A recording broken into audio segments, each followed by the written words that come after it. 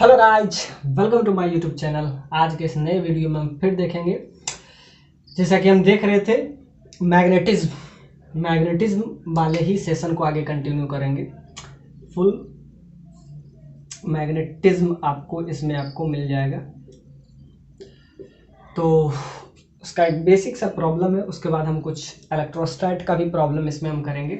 तो मैग्नेटिज्म का एक बहुत बेसिक सा क्वेश्चन है। ये क्वेश्चन आपको जेईई एडवांस 2018 में यानी प्रीवियस ईयर में ये पूछा गया है। बहुत बेसिक सा क्वेश्चन है। अब इसमें दो मैग्नेटिक फील्ड है, एक B1 और एक B2। ये आपका एक्स बाई प्लेन है। In x by plane the region y is positive, यानी कि एक्स एक्सिस के ऊपर अगर हम बात करें when y is positive, x axis से ऊपर की बात करें तब जो मैग्नेटिक फील्ड है वो B1 है। और B1 क्या है? B1 k है, यानी कि z एक्सिस की तरफ है।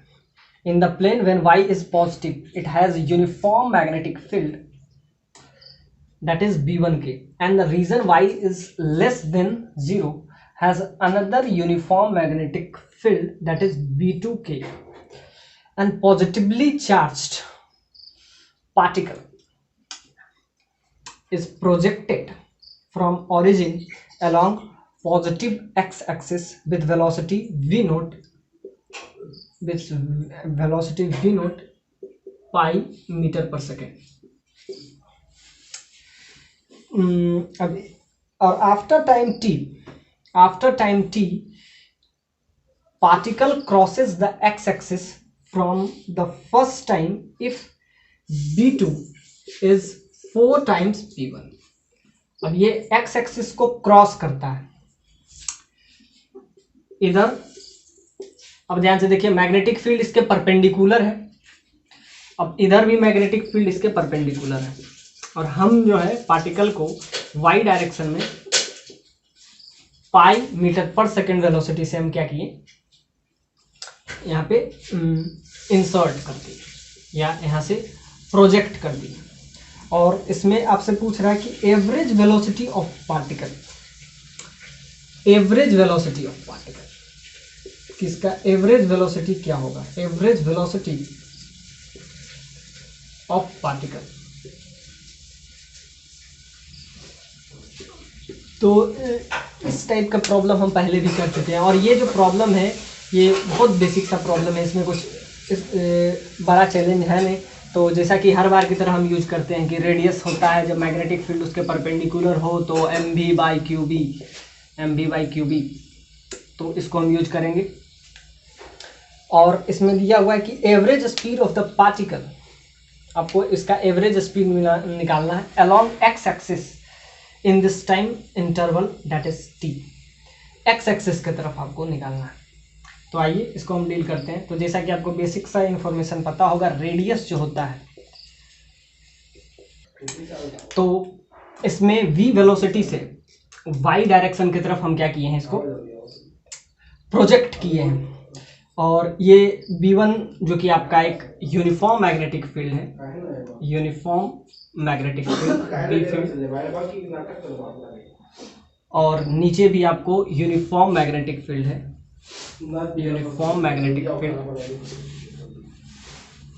मैग्नेटिक फील्ड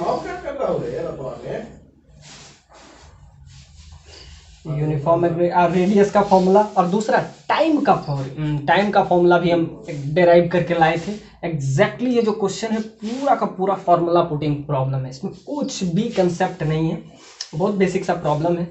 एक तो r बराबर mv बाई क्यूबी, जो कि हम पहले भी बताए थे। रेडियस क्या होता है? मास, वेलोसिटी और दूसरा क्यूबी। और एक चीज इसमें दिया है कि ग्रेविटी को यहाँ नेग्लेक्ट करना है, यानी ग्रेविटी को हमको यहाँ नहीं लेना है, यानी ग्रेविटी नेग्लेक्ट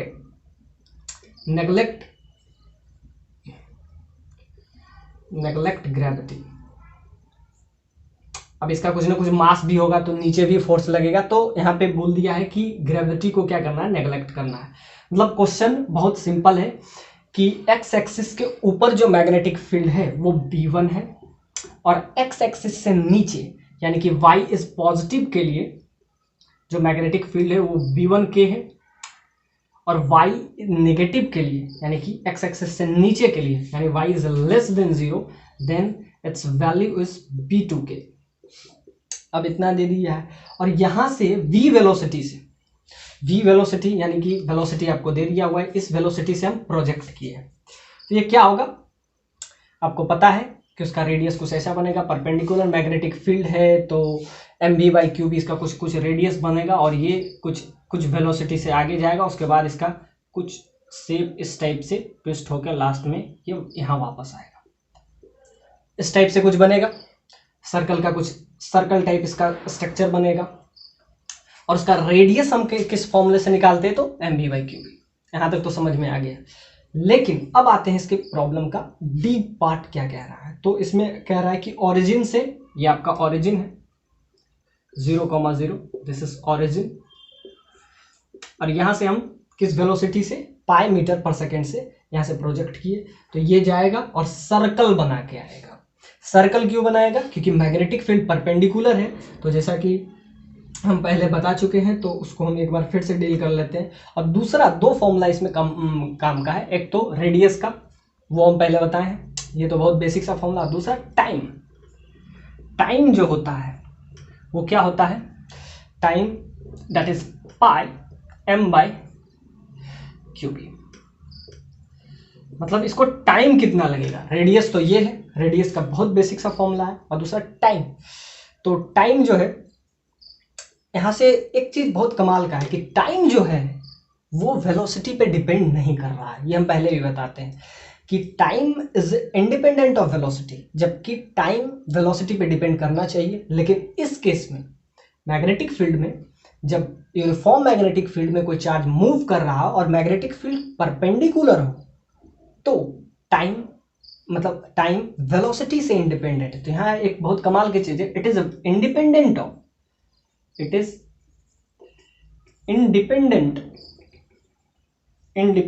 ऑफ वेलोसिटी। तो यहां से दिख रहा है कि टाइम जो है वेलोसिटी पे डिपेंड नहीं कर रहा है, यानी कि वेलोसिटी कुछ भी हो उस पे डिपेंड नहीं कर रहा है, मास पे डिपेंड कर रहा है, चार्ज पे डिपेंड कर रहा है, मैग्नेटिक फील्ड पे डिपेंड कर रहा है, लेकिन उसके वेलोसिटी पे टाइम डिपेंड नहीं कर रहा है। और रेडियस किस पे डिपेंड कर रहा है, मास पे डिपेंड कर रहा है, ये वेलोसिटी पे डिपेंड कर रहा है। यानी कि वेलोसिटी जितना ज्यादा होगा रेडियस उतना बड़ा होगा। क्लियर हो गया कि रेडियस क्या होता है, mv/qb, और v वेलोसिटी जाएगा तो इधर सर्कल बनाएगा तो उसका रेडियस ये होगा। तो अब ऐसा समझिए कि इधर वाला जो है it's make full circle just like that. v velocity से यहां से रिलीज किए तो ये सर्कल बनाएगा और सर्कल कुछ ऐसा बनाएगा।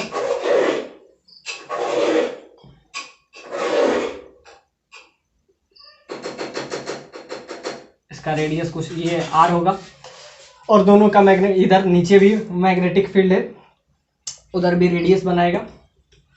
तो एक का रेडियस r1 ले लेते हैं, एक का रेडियस r2 ले लेते हैं, बस total distance by total time. Distance का भी फॉर्मूला आपको पता है रेडियस का। तो ये पूरा अगर कंप्लीट सर्कल बनाता है, it's make a complete circle with radius r1, तो इसका r1 का वैल्यू क्या आएगा, r1 का वैल्यू, और दूसरा हम r2 निकालेंगे। तो एक का टाइम पीरियड आपको दे दिया हुआ है कि b2 जो है 4 टाइम्स b1 है। अब दूसरा इसमें कहा है कि ग्रेविटी को क्या करें, हम नेग्लेक्ट कर लें। तो यहां से आप देखिए Fm मैग्नेटिक फोर्स का जो फॉर्मूला होता है, magnetic force that is equal to v cross b। अब ध्यान से देखिए v इस सेंस में जब ये सर्कल पूरा बनाएगा तो v हर बार वेलोसिटी चेंज करेगा। आप ध्यान से देखिए, इधर करेगा तो v इधर है तो v क्रॉस b, इसमें मतलब क्या हो जाएगा, अब इधर लग रहा है यानी कि सेंटर से रेडियली आउटवर्ड। अब ध्यान से देखिए यहाँ पे जाएगा तो वेलोसिटी इधर, magnetic force v cross b, तो इसमें क्या है रेडियली आउटवर्ड, यानी फोर्स किधर लग रहा है। इन सारे सर्कल अगर इस पॉइंट को p ले लें, इस पॉइंट को q ले लें, तो फोर्स किधर लग रहा है, इस पॉइंट को p q r ले लें, तो यहाँ से क्या हो जाएगा v क्रॉस r, तो इधर रेडियली आउटवर्ड, इधर फोर्स लग रहा है, यानी कि force magnetic force Fm, magnetic force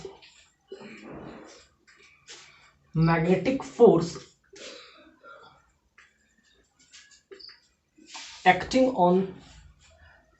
on particle या acting on charge particle, acting on charge particle. तो चार्ज पार्टिकल पे फोर्स किधर लग रहा है? रेडियली आउटवर्ड, यानी कि सेंटर की तरफ नहीं लग रहा है, सेंटर से दूर जाते हो, यानी इधर फोर्स किधर लग रहा है? इधर, यानी कि सेंटर से V क्रॉस B। जब भी आपको मैग्नेटिक फोर्स निकालना हो तो ये फॉर्मूला यूज करते हैं, V क्रॉस B। और जब करंट हो तो I dl क्रॉस B। तो दो ही फॉर्मूला है, एक बार ये फॉर्मूला यूज कर लेंगे, एक बार ये। तो यहाँ पे क्या है? चार्ज है, तो क्या करेंगे? V cross B। तो V इधर हर बार डायरेक्शन इसका चेंज कर रहा है। तो पहले क्या है? पहले जब इस डायरेक्शन में है, इधर है V क्रॉस B, तो V इधर V क्रॉस B, तो यानी रेडियली आउटवर्ड लग रहा है, यानी कि magnetic force acting on the charge particle P, Q and R position is radially outward,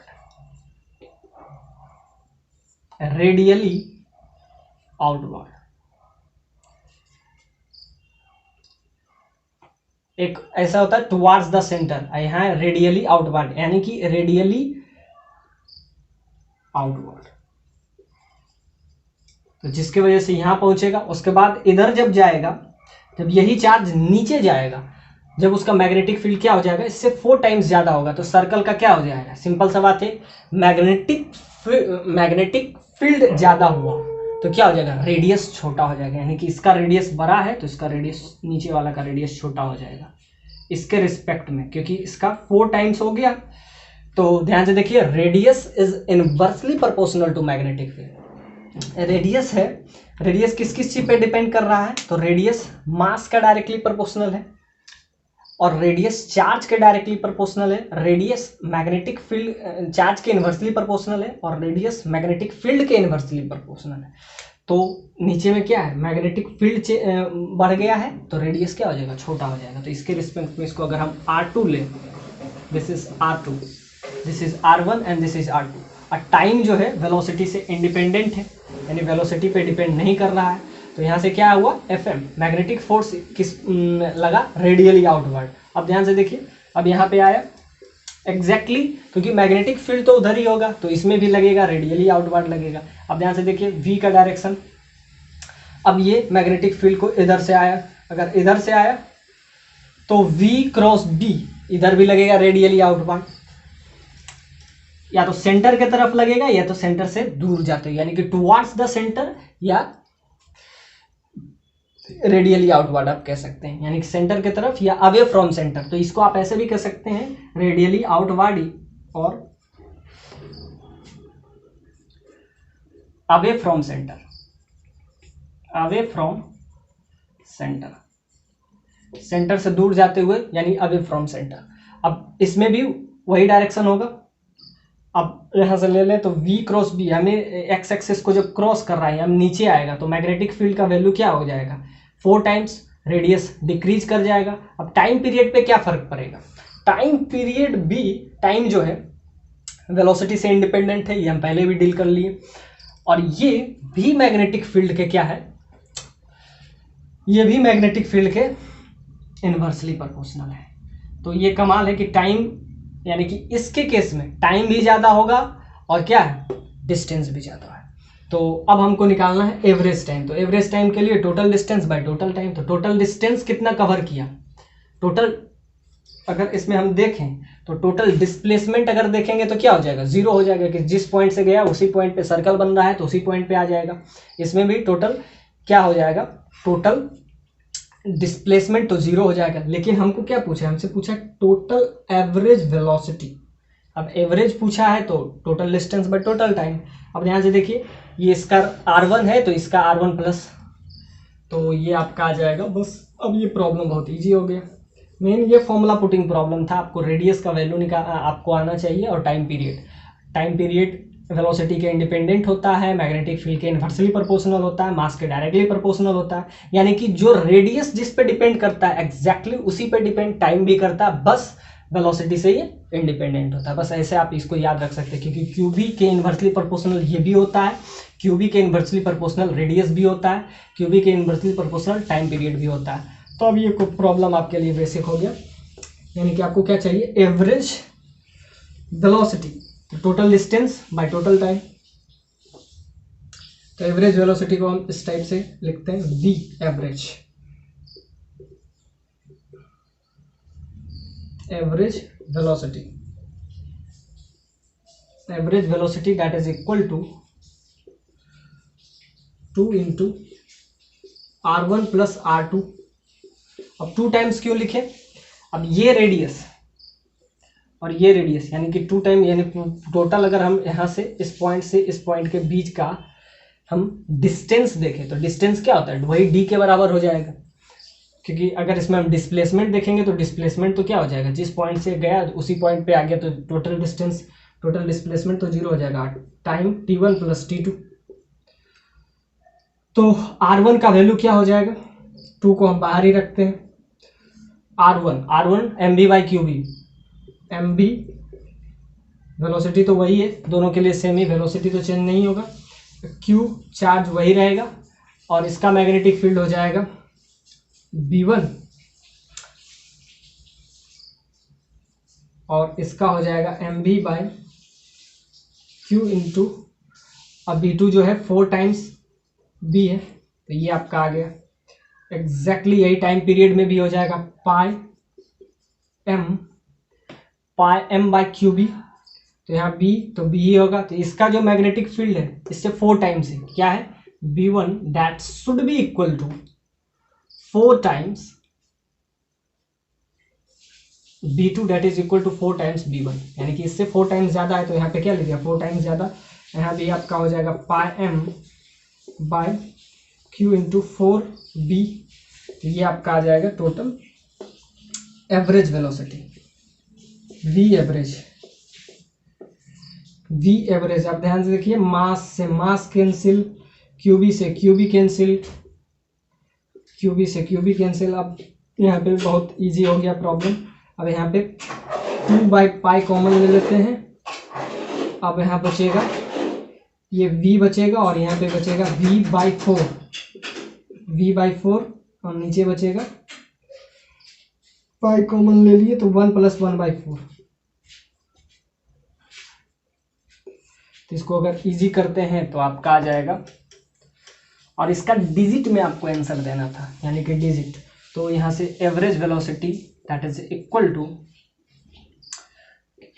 2 by pi, और वेलोसिटी ऊपर कॉमन ले लेते हैं तो ऊपर भी बचेगा 1 plus 1 by 4 that is 5 by 4, 1 plus 1 by 4, और नीचे भी बचेगा 1 plus 1 by 4।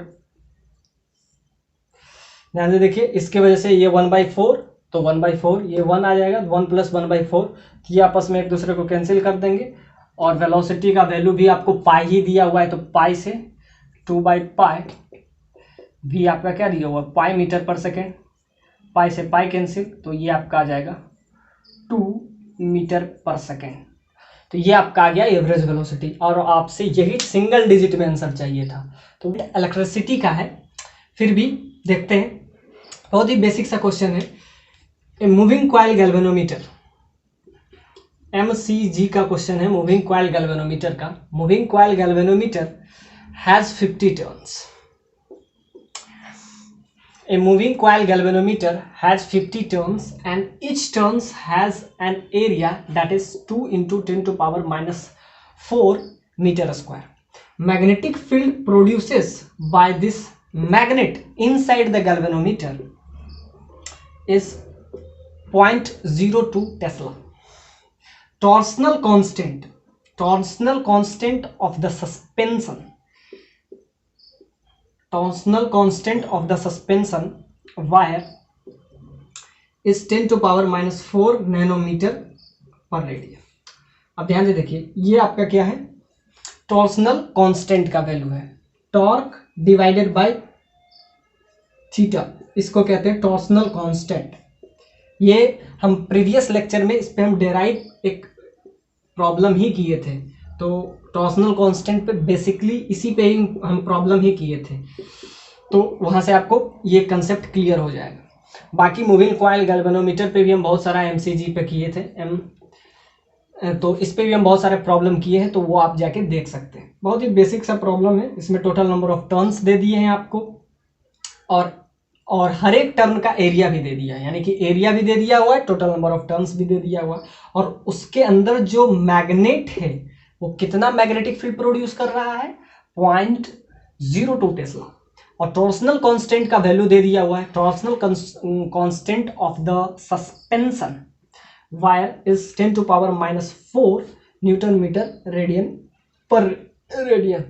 when the current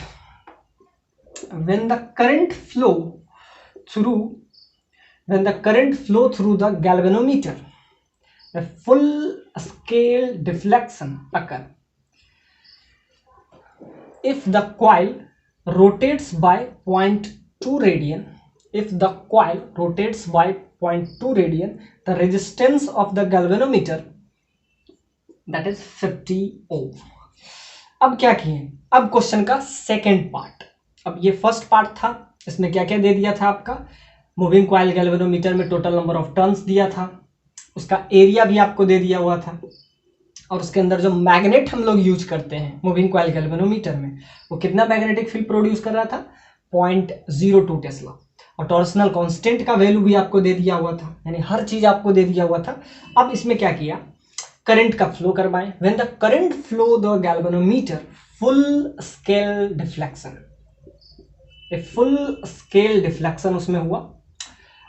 if the coil rotates by, अब इसीलिए आपको दे दिया हुआ है कि रोटेट कर रहा है, इसीलिए आपको टॉर्सनल कांस्टेंट दे दिया था पहले कि रोटेट कितना से कर रहा है, इतना से कर रहा है, तो आप निकाल पाए वहां से हर कुछ। अब रेजिस्टेंस का भी वैल्यू दे दिया हुआ है कि गैल्वेनोमीटर, अब इसका पार्ट 2 है, इस क्वेश्चन का पार्ट 1 यहां तक खत्म हो गया, अब इसका पार्ट 2 यहां से शुरू हो रहा है कि गैल्वेनोमीटर के पास रेजिस्टेंस है, resistance of the galvanometer that is 50 ओम।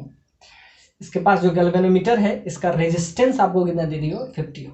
अब गैल्वेनोमीटर को कन्वर्ट करेंगे हम आमीटर में, तो आप बताइए, और उसका रेंज क्या होगा, तो रेंज वही रेंज 0 से 1 एम्पियर के बीच में, ये रेंज आपका होना चाहिए। For a purpose measuring in the shunt resistance is added in parallel। अब शंट को हमेशा पैरेलल ही यूज करते हैं, तो ये सब आपको समझ में आ ही रहा होगा कि शंट को हम क्या यूज किए, parallel to the galvanometer. The value of this shunt resistance, अब इस शंट रेजिस्टेंस का आपको वैल्यू चाहिए, तो ये देखिए यहां से आपका पार्ट 2 यानी पार्ट 1 यहां तक था, और ये पार्ट 2 क्वेश्चन का है। तो आपको क्या क्या दे दिया हुआ है, फर्स्ट पॉइंट में आपको दे दिया हुआ है इसका नंबर ऑफ टर्न्स, एरिया, और उसमें जो लगा हुआ मैग्नेट है वो कितना मैग्नेटिक फील्ड प्रोड्यूस कर रहा है, और उसका टॉर्सनल कांस्टेंट दे दिया हुआ है। और लास्ट में हम जब उसमें करंट फ्लो करते हैं, यानी गैल्वेनोमीटर में जब हम करंट फ्लो करते हैं तो उसमें फुल स्केल डिफ्लेक्शन होता है, और डिफ्लेक्शन कितना से होता है ये आपको बताना है, तो वो आपको बता दिया है कि 0.2 रेडियन से उसका डिफ्लेक्शन हुआ था। अब पिछले लेक्चर में हम इसी पे मूविंग कॉइल गैल्वेनोमीटर पे एक सेपरेट लेक्चर लिए थे, तो उसमें हम बताए थे कि उस पे जो बेस्ट जो प्रॉब्लम है, और टॉर्सनल कांस्टेंट पे उसमें थीटा π/2 था, यहाँ पे थीटा आपको 0.2 रेडियन दिया हुआ है, वहाँ पे π/2 था 90 डिग्री, तो उस पे हम प्रॉब्लम किए थे, सब कुछ दिया था, टोटल नंबर ऑफ टर्न्स दिया था, एरिया भी दे दिया था, और मैग्नेटिक फील्ड भी उसमें दिया हुआ था, और उसमें करंट फ्लो करवाए थे, तो उसमें जो आया था π/2 रेडियन, तो यहाँ से आपको वो दिया, मतलब प्रीवियस जो प्रॉब्लम हम करवाए थे वही वाला प्रॉब्लम रिपीट हुआ। अब यहाँ से पार्ट 2, क्वेश्चन का पार्ट 2 यहाँ से शुरू हुआ कि गैल्वेनोमीटर को आमीटर में हमको कन्वर्ट करना है। तो गैल्वेनोमीटर को जब हम आमीटर में कन्वर्ट करते हैं तो आमीटर क्या करता है, करंट उसमें करंट का रीडिंग हमको निकालने में सबसे हेल्प करता है। अब गैल्वेनोमीटर को हम किस में कन्वर्ट कर रहे हैं, एमीटर में, तो किस में यूज करेंगे, तो यूज करेंगे हम इसको यूज करेंगे सिंपल सीरीज में, तभी ये टोटल करंट आपको आ जाएगा। उसके बाद हम क्या किए, अब इसको हम शंट भी यूज कर रहे हैं, तो शंट जब यूज कर रहे हैं तो शंट क्यों यूज करते हैं? किसी भी डिवाइस को बचाने के लिए, जिसकी वजह से सारा करंट उधर से पास हो जाता है और वो डिवाइस सेफ हो जाता है। उसके बाद हम क्या किए, इसको पैरेलल में भी कन्वर्ट कर लिए। मतलब इस क्वेश्चन में, एक क्वेश्चन इन पर्टिकुलर एक क्वेश्चन में आपसे हर एक टाइप का कंसेप्ट, चाहे वो मूविंग कॉइल गैल्वेनोमीटर का हो, टॉर्सनल कांस्टेंट वाला प्रॉब्लम हो या कुछ भी प्रॉब्लम हो। फर्स्ट पार्ट आपसे क्या कह रहा है?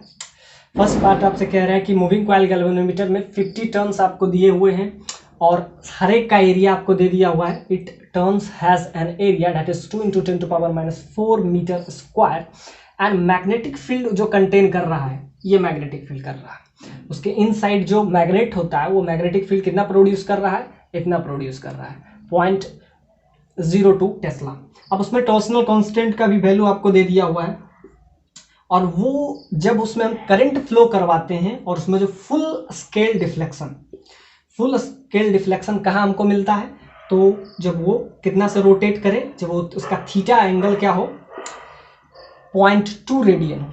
अब ये क्वेश्चन का फर्स्ट पार्ट है जो कि बहुत बेसिक है, फॉर्मूला पुटिंग है और ये प्रॉब्लम आपको बहुत आसानी से समझ में आएगा जब हमारा प्रीवियस लेक्चर आप देखिएगा, उसमें हम इसका डिटेल एनालिसिस किए हैं। MCG का, मूविंग कॉइल गैल्वेनोमीटर का पूरा डिटेल एनालिसिस, थीटा मैक्सिमम कब होगा उस पर हम पूरा किए हैं। यहाँ तो थीटा का वैल्यू ही दे दिया है, वहाँ हम ये भी देखे थे कि थीटा मैक्सिमम किस कंडीशन में होगा, और मैक्सिमम होगा तो उसके लिए उसका total number of turns, area, magnetic field का वैल्यू क्या क्या होगा। तो ये हम पूरा थीटा मैक्स की हम बात किए थे, तो उसमें आ रहा था C × थीटा, तो half into C theta square किए थे, तो हाँ थीटा मैक्स करके हाफ I ओमेगा करके वहाँ हम लेके आए थे और ओमेगा का वैल्यू हम वहाँ से लेके I का वैल्यू यहाँ पुट किए थे। तो यहाँ से C half into C theta square that is equal to half I omega square, तो ये हम वहाँ से लाए थे। अब वो वाला प्रॉब्लम जब आप कर लीजिएगा तो ये प्रॉब्लम तो बस फॉर्मूला पुटिंग बच जाएगा, तो उसमें थीटा मैक्स तक हम ले गए थे। अब बस यहाँ तो आपको सिर्फ थीटा ही निकालना है। अब क्वेश्चन का सेकंड पार्ट आपसे कह रहा है कि गैल्वेनोमीटर को एमीटर में चेंज करेंगे और रेंज क्या होना चाहिए? इतना रेंज होना चाहिए फॉर ए पर्पस। अब उसमें आपको शंट रेजिस्टेंस पूछा है। अब ध्यान से देखिए, पहले तो आपको करंट निकालना है क्योंकि गैल्वेनोमीटर का रेजिस्टेंस आपको दे दिया हुआ है। रेजिस्टेंस कितना दे दिया हुआ है? 50 दे दिया हुआ। अब उसमें करंट कितना फ्लो हो रहा है ये हमको पता नहीं है, तभी तो हम बता पाएंगे कि IG का वैल्यू क्या होगा, गैल्वेनोमीटर में करंट का फ्लो कितना है।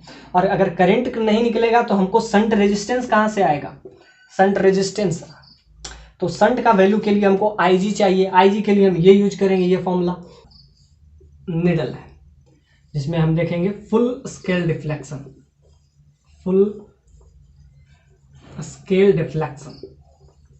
तो फुल स्केल डिफ्लेक्शन इसमें होता कितना है? 0.2 रेडियन। अब आपको पता है मूविंग कॉइल गैल्वेनोमीटर पे हम पहले भी बहुत सारा प्रॉब्लम किए थे। अब इसी गैल्वेनोमीटर को एमीटर में हम कन्वर्ट करेंगे। गैल्वेनोमीटर कन्वर्टेड इनटू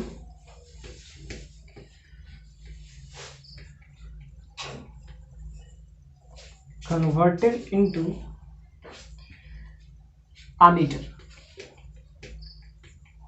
इसको एमीटर में चेंज करिए। तो आप बताइए, जब इसको हम पैरेलल शिफ्ट करेंगे, यानी कि जब इसको हम शंट रेजिस्टेंस की तरह यूज करेंगे, तब बताइए शंट रेजिस्टेंस का वैल्यू। शंट रेजिस्टेंस का वैल्यू आपसे पूछा है, find the value of shunt resistance when this galvanometer behaves like a shunt. जब हम इसको पहले एमीटर में चेंज करेंगे और उसके बाद हम इसको किस में चेंज करेंगे? इट्स कन्वर्टेड इनटू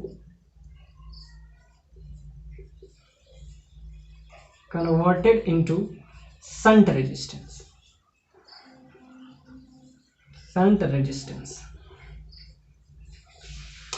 तो ये आपको करेंगे। तो फर्स्ट वाला पार्ट आपको लिए बहुत बेसिक है, C × theta that is equal to NIAB। तो जैसा कि हम बताए थे कि torque divided by theta that is equal to, ये आपका हो जाता था, ये C के बराबर होता था और इसका वैल्यू आपका आता था NIAB। अब NIAB में क्या है? N आपको दिया हुआ है टोटल नंबर ऑफ टर्न्स आई क्या है करंट, और ए क्या है उसका area, area of cross section. अब इसका एरिया आपको कुछ ऐसा दे दिया हुआ है, एरिया ऑफ क्रॉस सेक्शन। और बी क्या है मैग्नेटिक फील्ड, जो कि आपको दे दिया हुआ कि इसमें मैग्नेटिक फील्ड कितना प्रोड्यूस कर रहा है। इसके अंदर क्या लगा रहता है, मैग्नेट हम यूज करते हैं, और इसका मैग्नेट जो है कितना मैग्नेटिक फील्ड प्रोड्यूस कर रहा है 0.02 टेस्ला। तो क्वेश्चन कुछ ये आपको कह रहा है। तो इसमें क्या होता है, हम बताए थे टॉर्क को जब हम थीटा, यानी थीटा क्या है रेडियन, इसमें टॉर्क लगता है, और टॉर्क के वजह से इसमें क्या होता है डिफ्लेक्शन होता है, यानी फोर्स लगता है सम पर्टिकुलर एंगल पे लगता है। तो ये आपका हो जाता है कि थीटा, तो ये आपका आ जाता है torque that is equal to torsional constant, इसे कहते हैं torsional constant C, that is torsional constant, torsional constant. तो टॉर्सनल कांस्टेंट का वैल्यू यहां से आपका ये आ जाता है क्या NIAB। तो यहां से आपका आ जाता है कि सी थीटा, टॉर्क का वैल्यू यहां से आपका आ जाएगा सी इंटू थीटा। सी क्या है टॉर्सनल कांस्टेंट, जिसका वैल्यू आपको दे दिया हुआ है, टॉर्सनल कांस्टेंट का वैल्यू आपको दे दिया हुआ है, सी का value, C that is torsional constant, और इसका वैल्यू आपको दे दिया हुआ है, let me check torsional constant, that is 10 to power minus 4 newton metre radian, यानी पर रेडियन, इतना आपको दे दिया हुआ 10 to power minus 4 न्यूटन पर मीटर। तो ये आपको दे दिया हुआ है। तब ये बेसिक सा क्वेश्चन बन गया आपके लिए। NIAB का वैल्यू, तो N का वैल्यू आपको पता है, A का वैल्यू पता है, B का भी वैल्यू पता है, बस एक ही चीज नहीं यहाँ से पता है आपको, करंट, करंट इन गैल्वेनोमीटर, यानी कि हम यहां से क्या निकाल पाएंगे IG, करंट इन गैल्वेनोमीटर। तो करंट इन गैल्वेनोमीटर का वैल्यू आपका यहां से आपका आ जाएगा C इंटू थीटा। C क्या है टॉर्सनल कांस्टेंट, थीटा क्या है किस रेडियन से इसमें डिफ्लेक्शन हो रहा है, यानी ये आपका है निडल। तो इसमें क्या हो रहा है फुल स्केल डिफ्लेक्शन, और कितना से डिफ्लेक्ट कर रहा है 0.2 रेडियन से। तो यहाँ से आपका हर चीज आपका निकल जाएगा NIAB से। तो यहाँ बस वैल्यू बस पुट करना है, सी का वैल्यू 10 to power minus 4 दे दिया हुआ है, इतना न्यूटन मीटर पर रेडियन, यानी क्या है ये आपका टॉर्क हो जाता है। सिंपल सा बात है, इस पे फोर्स लगता है, जब इसको मैग्नेटिक फील्ड में हम रखते हैं तो इस पे फोर्स लगता है, जिसकी वजह से ये रोटेट करता है। तो ये कितने से रोटेट कर रहा है, इस पर 0.2 रेडियन से रोटेट कर रहा है। तो यहाँ से ये आ गया C इंटू थीटा, थीटा का वैल्यू क्या है 0.2 रेडियन, ये रेडियन इनवर्स था, that is equal to N का वैल्यू आपको 50 टर्न्स दे दिया हुआ है, एरिया आपको दे दिया हुआ है 2 into 10 to power minus 4 metre square, magnetic field दे दिया हुआ है 0.2 टेस्ला, 0.02 टेस्ला, और यहाँ से करंट का वैल्यू आपका आ जाएगा I, यानी करंट जो है गैल्वेनोमीटर में कितना मूव कर रहा है। तो यहाँ से IG का वैल्यू आपका वो C पता है, थीटा पता है, N total number of turns, I मतलब I करंट इन गैल्वेनोमीटर। तो यहाँ से एक ही अननोन है करंट, यानी IG का वैल्यू यहाँ से हमारा आ जाएगा। तो IG का वैल्यू आपका आ जाएगा, तो यहाँ से आ जाएगा 10 to power minus 4 into 0.2 divided by 50 into 2 into, तो ये आपका आ जाएगा डिवाइड में IG, तो इधर सारा डिवाइड में चला जाएगा, 2 into 10 to power minus 4 into 0.02, तो ये आपका आ जाएगा 10 to power minus 4 से कैंसिल, और ये 10 to power minus 1, 2 से 2 कैंसिल, तो ये आपका आ जाएगा, तो 10 to power minus 1, तो यहाँ से आपका IG का वैल्यू आ जाएगा, तो यहाँ से आपका आ गया, ये आपका कैंसिल होकर 0.02 बच जाएगा 2, और ये 10 to power minus 1 कैंसिल, अब ये 2 इसके वजह से 10 ऊपर बाई 2 इंटू 50, यहाँ से 5 और यहाँ से आपका आ जाएगा 0.1 एम्पियर का करंट इसमें मूव करेगा। एड करेंगे और उसके बाद हम क्या शंट रेजिस्टेंस निकाल लेंगे। तो पहला पार्ट आपका इस क्वेश्चन का सॉल्व हो गया। तो ये बहुत बेसिक सा था। सी यानी टॉर्सनल स्ट्रेंथ आपको पता था, किस रेडियन से ये मूव कर रहा था यानी थीटा आपको पता था, तो हर चीज़ है। तो अब आते हैं इसके सेकेंड पार्ट पे। तो सेकेंड पार्ट आपका कह रहा है कि शंट रेजिस्टेंस बताइए। तो इसको हम क्या करेंगे, इस गैल्वेनोमीटर को कन्वर्ट करेंगे हम एमीटर में। तो इस गैल्वेनोमीटर, ये आपका गैल्वेनोमीटर है, इसको एमीटर में कन्वर्ट किए। इसमें करंट जो मूव कर रहा है आईजी, और उसके बाद हम क्या करेंगे, शंट रेजिस्टेंस, और इसका रेजिस्टेंस यानी कि आरजी का वैल्यू आपको दे दिया हुआ है। आरजी यानी इसका रेजिस्टेंस कितना है, 50 ओम इसका रेजिस्टेंस है। इसमें करंट कितना मूव कर रहा है, 0.1 एम्पियर। अब इसको हम शंट रेजिस्टेंस करें तो इधर हम एस यूज कर रहे हैं, शंट रेजिस्टेंस एस, एक रेजिस्टेंस यूज किए शंट, ये आपका शंट रेजिस्टेंस है। अब शंट रेजिस्टेंस का आपको वैल्यू चाहिए। समझिए कि ये पॉइंट पी है, ये पॉइंट क्यू है, तो सारा करंट इधर से पास कर जाता है जिससे ये डैमेज होने से बच जाएगा। तो find the value of shunt resistance. अब शंट रेजिस्टेंस का वैल्यू अब यहाँ से सिंपल है। क्या किए, आपको पता है कि P और Q पॉइंट पे हम क्या किए, शंट रेजिस्टेंस हम यूज किए। तो इधर से तो P से Q जाने का दो रास्ता है, एक इधर से आएगा। सपोज दैट यहाँ से करंट I आया, इधर चला गया IG, क्योंकि गैल्वेनोमीटर से कितना पास करंट कर सकता है, तो 0.1 एम्पियर। और उससे ज़्यादा करंट अगर इसमें हम दिए तो क्या हो जाएगा, ये डैमेज हो जाएगा। तो क्या होगा, इधर से करंट पास करेगा IG और इधर से बचेगा I माइनस IG।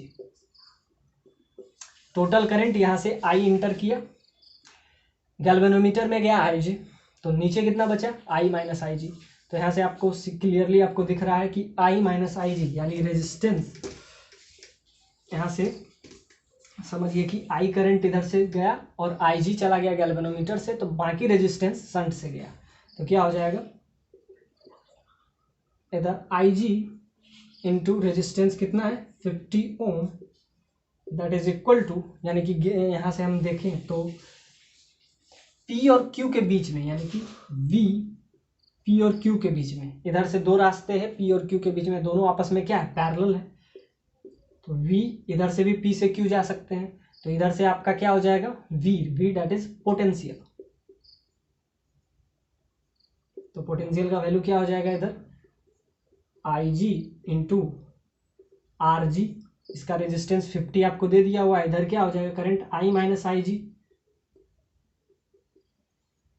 और इसका रेजिस्टेंस को S ले लेते हैं, तो ये आपका आ जाएगा। इसका वैल्यू आपको पता है 0.1, इसका वैल्यू आपको 50 पता है, और इसका I माइनस IG, इसका वैल्यू आपको 0.1 पता है, और इसका आपको S, यानी कि मैक्सिमम करंट इससे जो पास हो सकता है I, तो I शुड इक्वल टू, इसका मैक्सिमम वैल्यू क्या होगा, 1 एम्पियर, 1 से ज़्यादा नहीं होगा। और सिंपल सा बात है कि यहाँ से करंट कितना पास कर सकता है, मात्र 0.1 एम्पियर, तो बाकी किधर से जाएगा, नीचे से जाएगा। सिंपल सा बात है, ये आपका क्या बन जाएगा, 1 minus 0.1 into S that is equal to 0.1 into 50, ये आपका आ जाएगा, ये 5 आ जाएगा इधर, और ये आपका आ जाएगा 0.9, 50 और यहाँ पे 0.1, और यहाँ पे s का वैल्यू आ जाएगा, तो यहाँ से आपका आ जाएगा, तो यहाँ से s का वैल्यू आपको सिंपली आ जाएगा 50/9 ओम। तो सिंपल सा बात है कि इसको एमीटर में चेंज करना था, उसका रेंज क्या था, रेंज आपको दिया था 0 से 1 एम्पियर के बीच में करंट फ्लो है, यानी कि मैक्सिमम कितना होना चाहिए, 1 और मिनिमम 0। तो मैक्सिमम रखेंगे, तो क्योंकि हमको क्या इसमें कन्वर्ट कर दिए, एमीटर, एमीटर में क्या होना चाहिए, टोटल करंट पास होना चाहिए, तो ये मैक्सिमम रेंज हम यहाँ लिए, और I का वैल्यू क्या 1 लिए, क्योंकि इसको हमको एमीटर में चेंज करना था, और एमीटर क्या होता है, करंट का रीडिंग बताता है, तो मैक्सिमम करंट आना चाहिए। तो मैक्सिमम करंट का वैल्यू के लिए मैक्सिमम वैल्यू ले लिए